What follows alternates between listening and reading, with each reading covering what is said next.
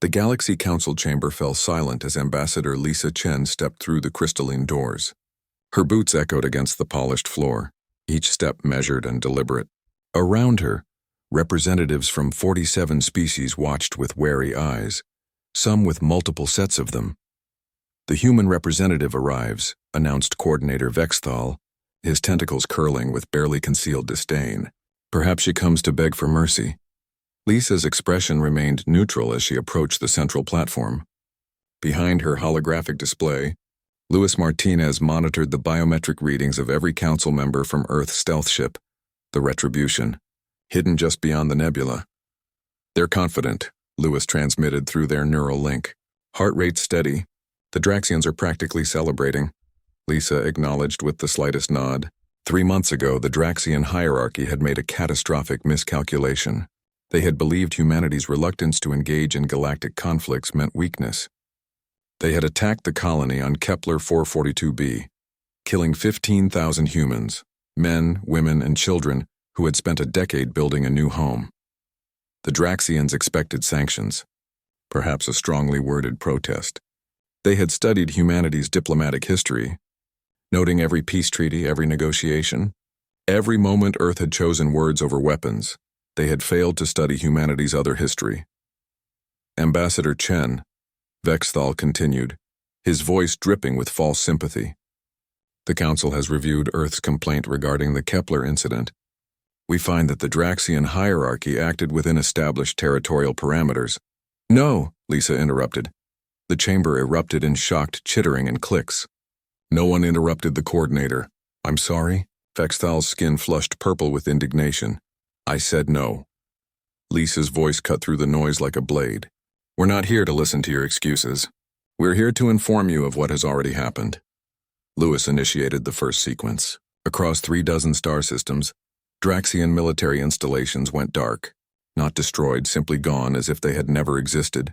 Quantum demolition charges, a technology humanity had developed in secret, had reduced matter to its constituent particles without the inconvenience of explosions or debris.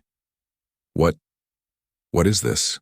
The Draxian representative, General Cardox, rose from his seat, his forearms trembling. "What have you done?" "That was 18 minutes ago," Lisa said calmly. "Your entire military infrastructure no longer exists. No bases, no shipyards, no orbital defense platforms." The holographic display shifted, showing real-time footage from Draxian space. Where mighty installations had floated hours before, now there was only empty void. "Impossible," Cardox snarled. "Your species lacks the capability." "You assumed." Lisa cut him off again. "You assumed that because we chose peace, we were incapable of war. You assumed that because we negotiate, we couldn't dominate. You assumed that because we value life, we wouldn't take it." Luis's fingers danced across his console. Phase 2 commenced. Throughout Draxian-controlled space, every military vessel simultaneously lost primary power. Not destroyed, that would come later if needed, but rendered completely inert. Crews would survive, drifting in the darkness, having plenty of time to contemplate their empire's choices. 17,422 ships, Lisa stated, all disabled. "Your crews are alive for now. They have oxygen for 72 hours. The council chamber descended into chaos. Representatives shouted over each other, demanding explanations, threatening sanctions against Earth, calling for immediate intervention. Lisa waited.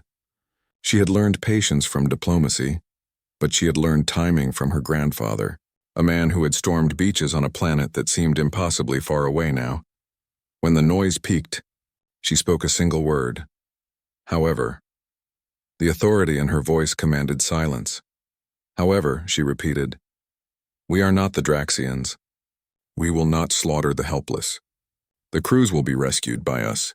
We will deactivate our holds on your vessels, and your people will return home.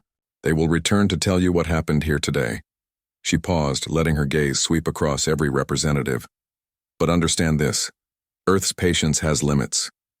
We spent centuries fighting each other, perfecting the art of war while simultaneously perfecting the art of peace.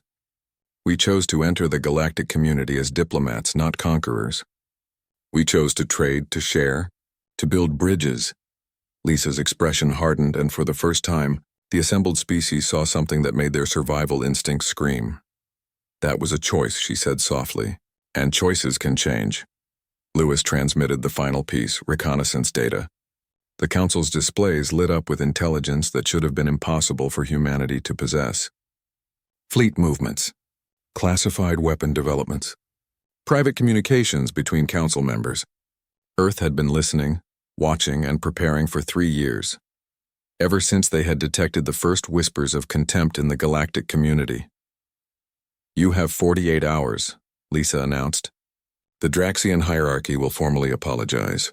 They will pay reparations for every life lost on Kepler 442b. They will cede 3 systems as buffer zones which will remain demilitarized. And if we refuse?" Cardox growled, though his voice wavered. Lisa smiled, and it was not kind. "Then you'll discover what happens when humanity stops being polite." She turned to leave, then paused, looking back over her shoulder.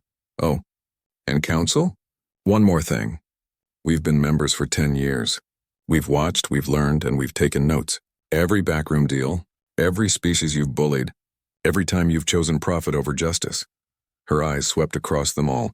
"Remember Kepler 442b. Remember what happens when you push too far. Be better."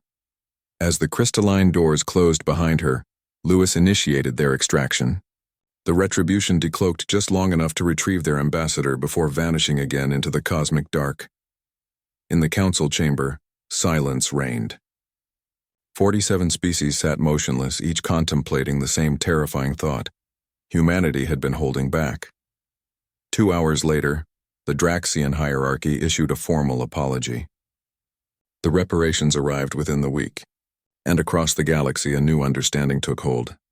The humans preferred peace, but they had never forgotten how to wage war.